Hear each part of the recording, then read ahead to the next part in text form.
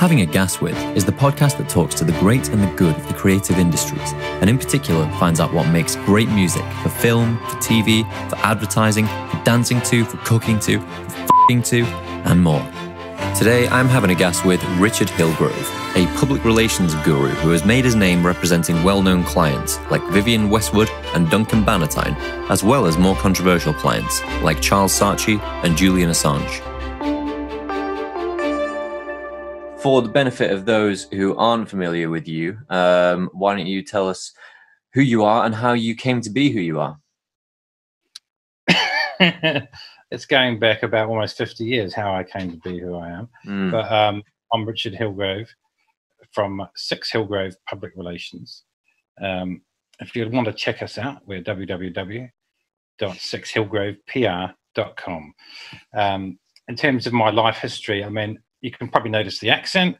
I do come from New Zealand originally, and I landed in this country in 1999 and never looked back.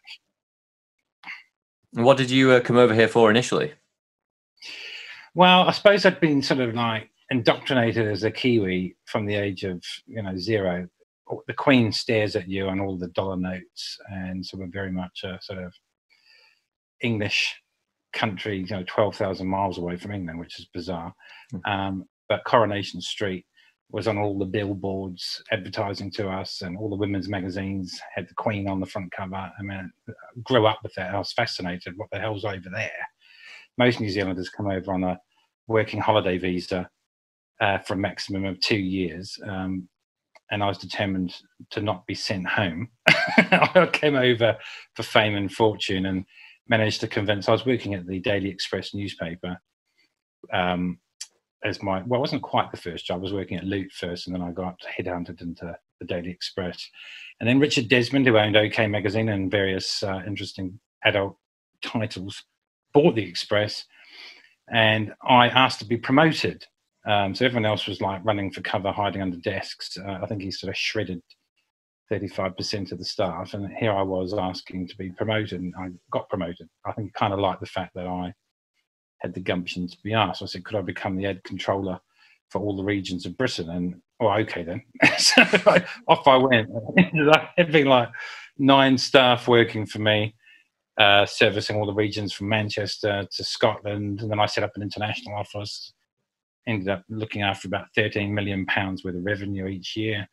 9 staff employed, did really well. But then I decided, well, I didn't really decide, actually. My wife decided it was time to go into business for yourself.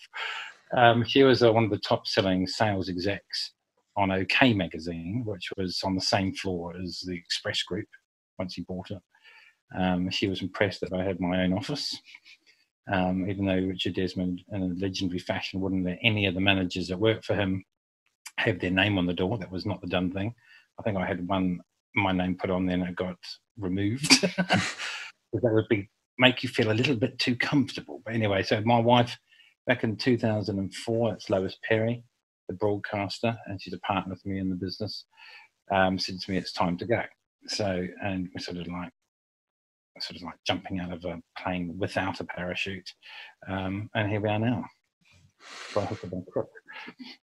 And so you first crossed my path when I was helping to service the audio post-production on some work with Joe Corré, and who is, of course, notoriously Vivienne Westwood's son, Malcolm McLaren's son, and like you, I think, a bit of a maverick, a bit of someone who doesn't want to play by the rules. How did you come to be working with that caliber of client? Well, probably, if I trace that caliber client, that particular caliber client, it probably comes from my wife as well.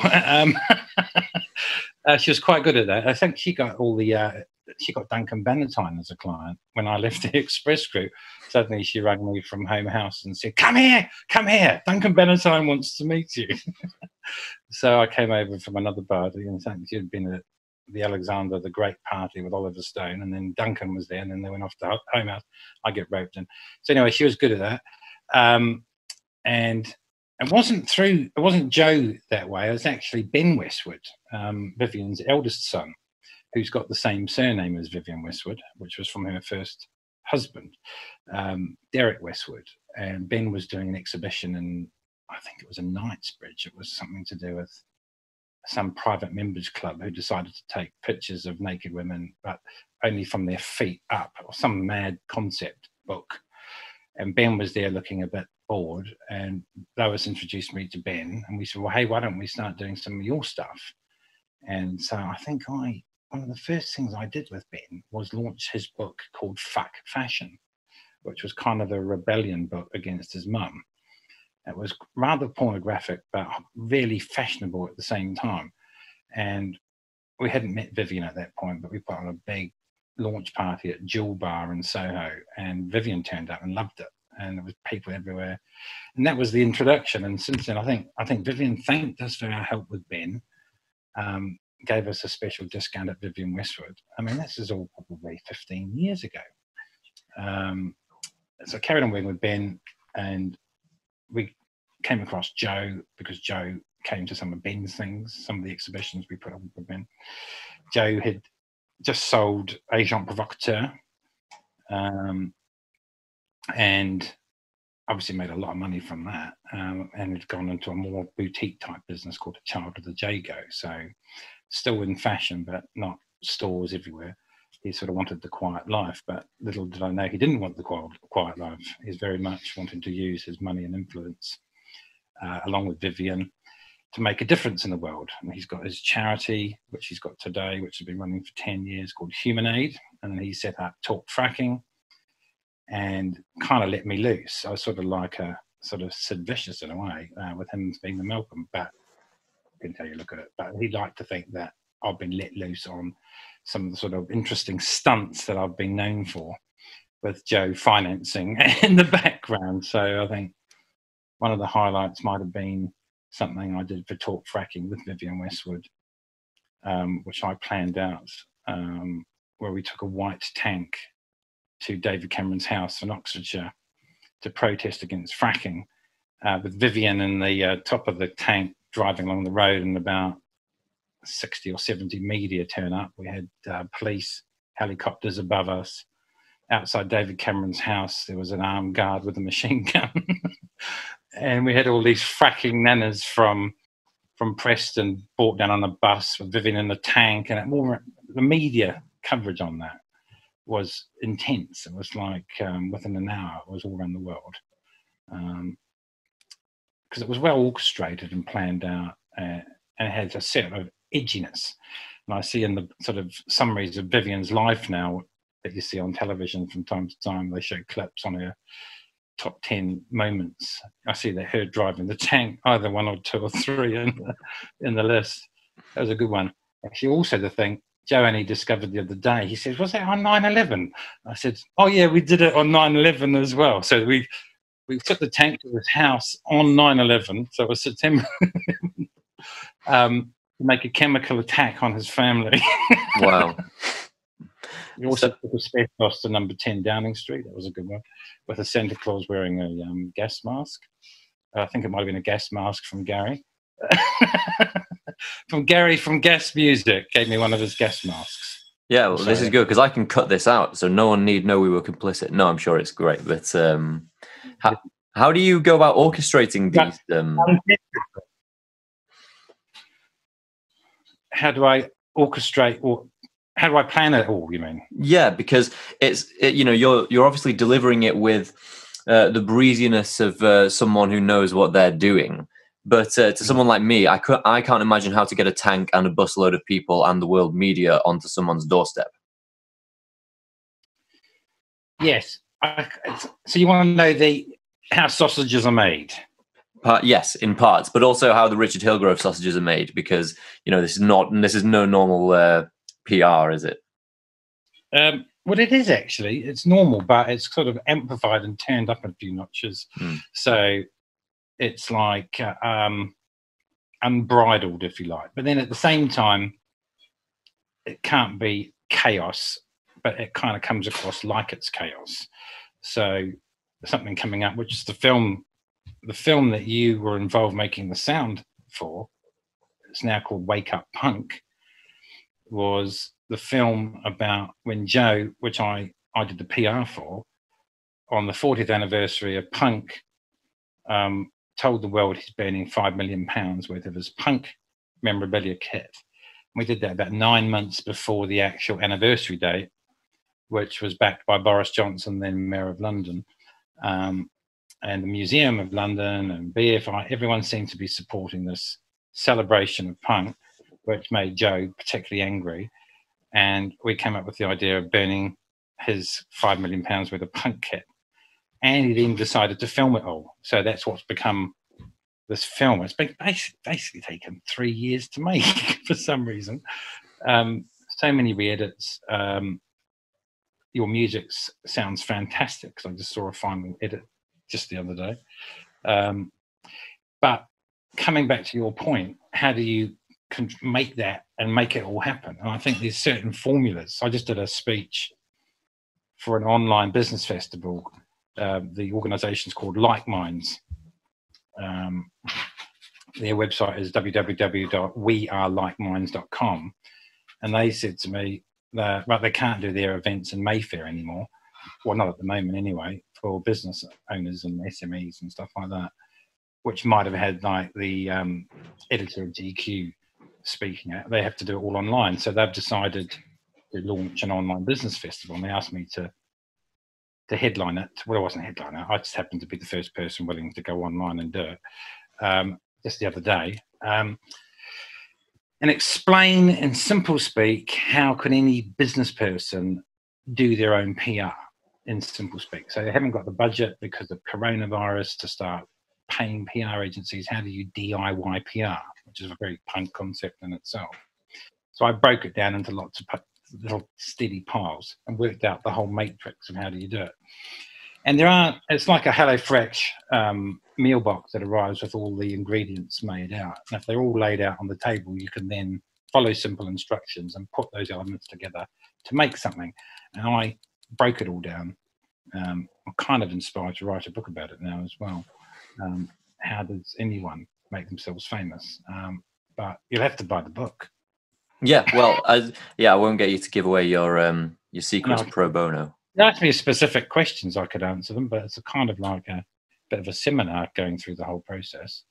The main thing is I think the main ingredient is the exterior. It's like the car that drives fast down the road. With media, it's got to be a kind of frenzied, Trumpized effect. And it's got more and more like that the more we become desensitized to narratives. And it really is the same narratives going round and round and round, represented with different skins, with seeming like anew, but actually as consistently the same as a baby's rattle. And when you tell a journalist a story and they go, that's a good story, you think the reason you say it's a good story is because you've heard that story and printed that same story, not just once, probably hundreds and hundreds of times. But on the surface, the skin or the exterior of your lovely car looks nice and fresh and new each time. But the underwiring is very much, we recognize that. We understand that. But it's having that sense of urgency in the way you write the releases.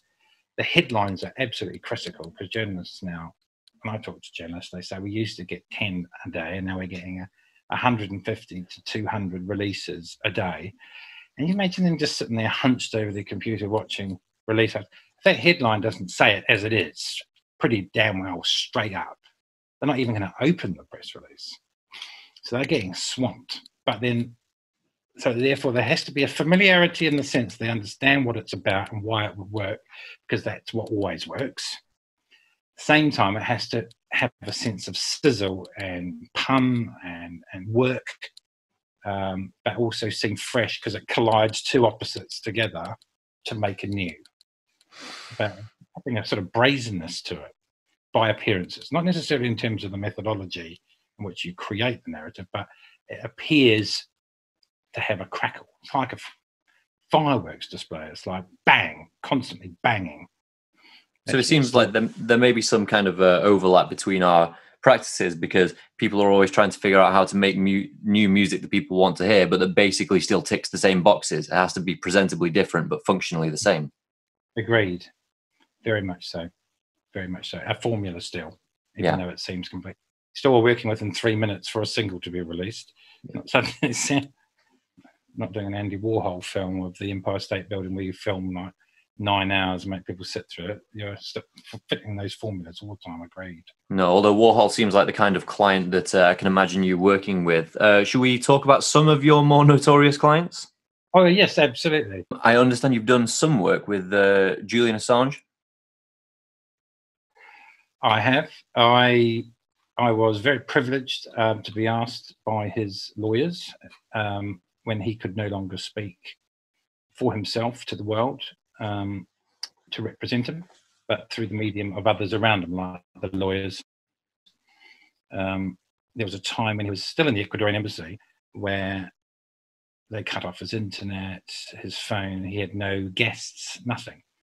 But they still managed to get him to sign an agreement with me for 2 years to represent his personal PR, but with the caveat that it was through others because he couldn't do it himself.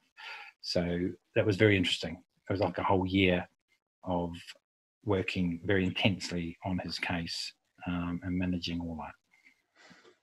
And what about your work with Saatchi? Can we talk about that? Well, that's interesting. Yeah, the Saatchi thing I can talk a bit about. What would you like to know about that? Well, what was your involvement? Because obviously the story that caught the attention of the world media was the altercation with Nigella, public, so it must have been quite difficult to control. Well, yeah, and it was already out of control. I mean, I've got a reputation now of being the guy that people come to when they get in a lot of trouble. Obviously, I mean, my story is that I represented all these dragons, and from BBC Dragon's Den and different entrepreneurs. There was like on Channel 4, there was a series called Secret Millionaire, and we ended up having 3 dragons we're representing and 10 secret millionaires we're representing. So I became the guy, like the business guy with a bit of edge that would represent entrepreneurs who really want to make it. And then interestingly, what happened to me, my personal story was like a absolute road wreck situation where one day in 2012, I was sitting reading the Telegraph in the morning, and 2 carloads of HMRC officers arrived with bulletproof vests and jumped out of the car at about 6:30 or 7 in the morning, came in and said, "You're under arrest," for a whole host of things. And thereafter, my whole life was tipped upside down. What a saga that was. Actually, if you go on 4OD, you can see the saga with a thing called Catching the Tax Dodgers. I volunteered myself as a subject for this documentary, which was supposed to be nailing people who've been late filing their VAT returns and all sorts. I argued that was quite a massive response to me late filing a VAT return, to having me arrested and put through a court case and destroyed effectively a process that went on for almost 3 or 4 years. I got found guilty by a jury. I would argue certain facts hadn't been presented, but I'm not arguing that now. Fortunately for me, despite being found guilty and sentenced to 1.5 years in prison, I got the sentence suspended by the judge. So it took 3 months waiting for that. So you imagine the stress on family life and all the rest. So my response to that as a PR in that situation was, rather than going and hiding from the fire, going and crawling up a drain and hoping it would all go away, is to come out and be as transparent and communicative as possible. Maybe in hindsight, I wouldn't be as combative as I was, but I was. And I played stories about myself and my demise in the Sunday Times. Like I just said, a Channel 4 documentary basically following me around. And I thought, wow, this is unfair. And it just went kind of bombastic. I'd take, looking in hindsight, I wouldn't do it quite that way. However, my advice to people when they get virtually squashed under a bus is, don't hide away. The instinct is to basically avoid. And my lesson to all clients who have got themselves in a bit of trouble is to basically shoot on, fire on all cylinders. And so what's developed, interestingly, is like a hybrid now as a company, because as I've re-emerged like the phoenix from the ashes and back to my best, is that I've got the legacy of having been the financial PR, the Dragons PR, entrepreneurs PR, but now also been through such a sort of terrible time myself, that people, when they're faced with the media machine eating them alive, how do they survive it? And I've got an expertise in that area now too. So in that sense, through friends of friends, I've done some consultancy in New Zealand for Saatchi's. Got involved after the story had broken in that Saatchi case. I got quite high profile on that case with Nigella. And then there's been a whole host of other types of clients. I suppose you'd put Julian Assange in that category as well. He's certainly someone who feels like he's been treated very unfairly by the system. I've got one of the most famous Indian yoga gurus who's just had a Netflix documentary made about him called Bikram Yogi Guru Predator. Mm-hmm. And he's hired us to bring him back from the dead, if you like, because he feels like he's the walking dead to a certain degree, reputation-wise. But interestingly, from both sides of the fence, so there he is accused of rape, which he does not believe is the case. But then on the other side of the fence, I've represented the Harvey Weinstein whistleblower, Rose McGowan, for about 9 months. So you couldn't say on one side or another. I mean, like a good lawyer, everyone deserves a defence, So as a PR, I've become the guy people call when they get themselves really, really, really in lots of trouble. But that's certainly not my whole thing. But, with my personal backstory, I can certainly say I understand how it feels. What is your take as a PR guy on the current climate we're in with social media and the internet, that people can land themselves in that kind of bother just by tweeting their own personal feelings? Is that stressful when you're representing people who can effectively just publish their own voice at any time? Yeah, I think the walls are definitely coming down between traditional media and social media. I mean, the two worlds, they used to be separate, but now they're completely coming down. And like I said about the tank story, where within an hour that story can be traveling the world, that's my whole legacy in terms of PR. It's creating these content vehicles that can transmit through traditional media, but obviously all traditional media is online. And like you just said, a simple hashtag can transport someone who's got an anonymous account with maybe only 14 followers, and suddenly it's gone viral and it's worldwide in minutes. And to answer your question, what do I do? Are you saying I should be arming people with tools to never get themselves in that trouble, or ride the wave that they've created without realizing it, or manufacture the wave deliberately? Well, yeah, it's a question as to where. Well, the third option there is definitely something I hadn't considered. The question is, do you think people are going to be advised, for instance, not to have Twitter accounts? I know lots of people say that the president, for example, shouldn't have a Twitter account because it often gets far more publicity than the official comms of the White House. Twitter politics, yeah, well, he's certainly used it to position himself as a man of the people, and very much. I saw an article in the New York Times just last week saying that Trump very, very cleverly has utilised the media by playing them their own game, and he very much understands that all publicity is good publicity, in the sense that the media has an appetite for mayhem and nonsense and hysteria, as we've seen with COVID. I mean, where is the truth and what's happening here? And there's different views on that. I could share those with you.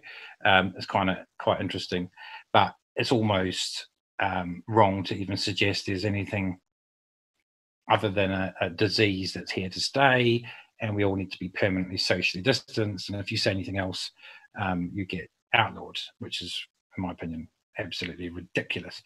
But Trump used the media's sensitivity to inflammatory comments and kind of interesting ways to talk about race and people of different backgrounds, knowing the reaction he was going to get very deliberately, and sort of like waterboarded the media in some ways. and got himself so much airtime and column inches as a result, that the negatives all turned to positive. He just got a hell of a lot of coverage. And in some ways, knowing how the media operates, the best way to do. I mean, I always talk about this with my wife. I'm saying I used to be a freckle face. I used to see lots of freckles on my face, which were a bit annoying. And if you get so many freckles, eventually you can't see them anymore. You just got a tanned face. And what he'd done is he put out so much noise that people forget what it is they were worried about in the end. They just know they know him. He didn't have to basically spend hardly anything on advertising. Only in the some millions, but nothing like the impact he got in terms of that. But you've got to give the media what they want if you want that. And that does tend to come from a negative place, unfortunately. You have to be prepared to fight the fire with fire. Why do you think he was able to end? You know, there were many things that he did that would have been considered career-ending gaffes or statements, but there's something about him that makes him immune to it in a way that all the politicians wouldn't be. Well, I think if you are a certain brand, then it's par for the course. So if he has got a certain road crash style, but as long as he's very confident in that style, and he just carries on up the jungle with it, that's his brand. And all he's doing is reinforcing those brand values. But if you were like a Pee Wee Herman once, where the actor, I can't remember his name, but it was in an adult cinema, the actor who played Pee Wee Herman was an adult cinema and caught, I think it was an adult cinema, and got caught masturbating or something like that. And he was a children's character. That wouldn't be funny like if Billy Connolly got caught doing it. He talks about masturbating all the time when he's on stage. It's Pee Wee Herman. His image was childish. He was appealing to kids, and it killed him overnight, that act. Yet for another brand, it doesn't. I mean, you get Stephen Fry talking about snorting cocaine in Buckingham Palace constantly in books, and because he's got a lot of sort of panache about it, it's all part of his personality. Yet someone admitting to cocaine usage, like Nigella had done, got her banned from entering America. So how can it, because she's sort of like the domestic goddess, and it just wasn't part of her brand. But then how can Elton John be talking about snorting cocaine, but then he's doing, the John Lewis ad? It's supposed to be a family-friendly brand, and it's okay to talk about this stuff, whether it suits your brand ideology. But Trump understands he's this bombastic, right-wing, wild man, and that's him. No problem. Do you think he gets too often, what would you say, he gets too often portrayed as someone who is quite simple and quite stupid when really he knows the strings he's pulling? 100%, yeah, because he's trying to unlock his vote, and his vote kind of like that. The fact he orders Big Macs and sends them to his office. I mean, the fact he's all American, down to earth, make America great. He's playing up to that. He knows what he's doing, 100%. Is there any? I know Gary's been talking about the fact that you've got some projects in the pipeline, but I've not been privy to that information. Is there anything exciting that you're working on in the near future that you can tell us about? Well, I've always got interesting things in the pipeline. It'd be quite good to do a couple of interesting things with Gary as well. One of the projects, I was representing a medical cannabis doctor in America from Los Angeles that I hope to introduce Gary to last time he was here, but we ran out of time. And I took him to number 10 Downing Street, and we had him on Good Morning Britain. His name's Dr. Frank D'Ambrosio. And he defined his brand by being a guy that was making understanding medical cannabis more family friendly, if you could call it family friendly. There's lots of disinformation about medical cannabis because everyone thinks it's dangerous. He's saying it's not, and he wanted to be the friendly face, like the sort of Colonel Sanders of medical cannabis. And one of the things we thought we'd do is create a Netflix type thing, or Amazon Prime, where we go around the world. Gas Music were involved in creating an incredible film I saw called Wildlands. what was the name of the director of that? Do you know? The director was Colin Offland. Colin Offland, who I'm yet to meet, but it was incredibly shot. The music, obviously, was amazing. And I think something like that, funded partly maybe by the client, but maybe by the Canadian, not tobacco. Tobacco's getting into medical cannabis, but there's so many big weed companies now, and Canada, where it's all fine, really need, especially post-COVID, a way to argue their corner, because Big Pharma is certainly putting out a whole lot of smear about medical cannabis. And even though it does seem to be legalizing all around the world, someone needs to go and get to the essence of what the hell's true and what's not true. And as this client, Dr. Frank, could be that client. So I'd engineered for him to go to the World Health Organization. He gave a speech. I got him writing about medical cannabis for the British Medical Journal, which is great. I got a big issue involved talking about the benefits of medical cannabis with homelessness, because there's so much disinformation about fake cannabis, spice being the drug of choice of the homeless. So all of that's there on the table, and be interesting to carry on with that project. And it could be a project we work on with gas to make it really cook. Yeah, well, I hope so.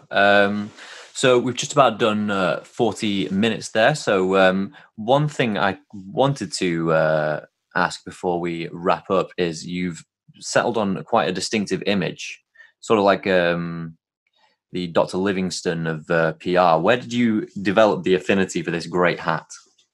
Dr. Livingston of PR? I thought it was Indiana Jones. I wanted to say Indiana Jones, but I thought it would be too cliche, so I just sidestepped it. Yeah, that's good. Very good point. When did I decide to settle on this image? Yeah. Do you think I did it deliberately? Not necessarily. I wanted to know how it came about. I'm sure you weren't born with it. No, but I do sleep with the hat on when I go to bed each night. I always like. I think my wife used to encourage me to do things that I really enjoy, and encourage me to keep the hat on, because I was wearing a hat. But she said, "Oh no, you should keep the hat on. And when you get a picture taken, no, take a picture with the hat." And people did. And I used to start going to events wearing the hat, and people used to call me. Certain clients in America used to call me the Hat Man. And so I'm thinking, oh yeah, my wife's in the background. She said, "That's right." Tony Blair came up to me at Labour Party conference, and he said, "Yeah, you're the man with the hat." So even when I was sitting at dinner tables, as a member of the 1,000 Club for the Labour Party back then, I used to wear the hat because people used to recognise me. So it created it's like a calling card in some ways. With the beard, I got so used to the beard. I mean, maybe I think that was my wife that encouraged me to do that as well, because she's like a Tudor Henry VIII fetishist, and she won't let me shave it off now. It's getting longer and longer through the bloody lockdown as well. It's not long like this. Maybe it will stay longer. Maybe it will be a big long beard. But anyway, so hat and beard. But I always say to clients, and I did this in this lockdown festival, I said, one thing you've got to do to understand your brand is get some very simple iconography. I mean, Stephen Hawking, he had that voice. The doctor said to him, "You don't need to be using that voice anymore. We've got a voice that will sound like a normal voice." Oh, no. So he kept that voice.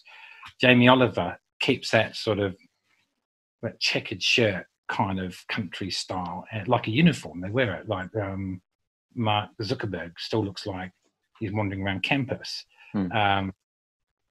Once in a blue moon wears a suit and tie if he's called into Congress. But keep it simple. I mean, distinctive, not necessarily deliberate, but as that hair of Donald Trump really is kind of quite distinguishing. Yeah. Steve Jobs, entrepreneur, turtleneck, basic jeans, doesn't... Yeah, the smooth lines of Steve Jobs, the smooth lines of Apple, the late Steve Jobs. Those simple things, and you just can't constantly repeat them. Even Ariana Grande, someone said to her the other day, "Why do you still wear the high ponytail?" And she couldn't answer, but very deliberately still wants to look like she's like 15-year-old, even though she must be 30. Yeah. And because that's her. She's the girl, the little girl with the high ponytail, and all the stylists just keep putting that in there in place. So it becomes like a cartoon.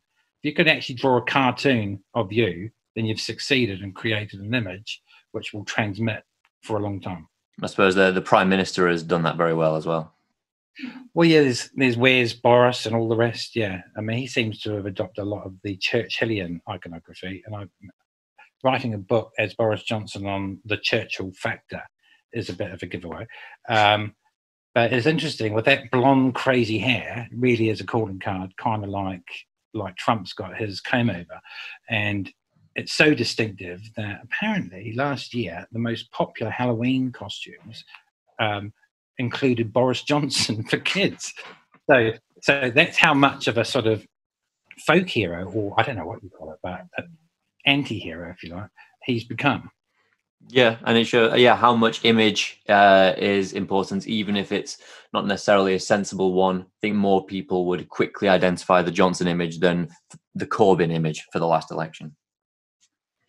Well, things like authoritarianism always tends to be quite wacky and quite dramatic and unusual and quite comedic in some ways.